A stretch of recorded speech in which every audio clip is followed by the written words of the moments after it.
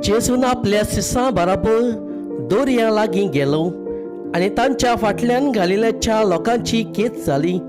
ते भायर जुदेवांतावन जेरुजाल्या सावन जॉर्दनाच्या पेले तोडीतावन आनी तीर आनी सिदोनाच्या हांच्या भोंवतणेच्या लोकांची वोट उरपूंच तो करता तें आयकून ताजेशी आयली. तेन्ना जेजून लोकांचे ताणी पळोवन ताणें आपणाक चिड्डितात जावंक आपणाक एक व्हडे तयार दवरात म्हूण आपल्या शिसांक सांगलें.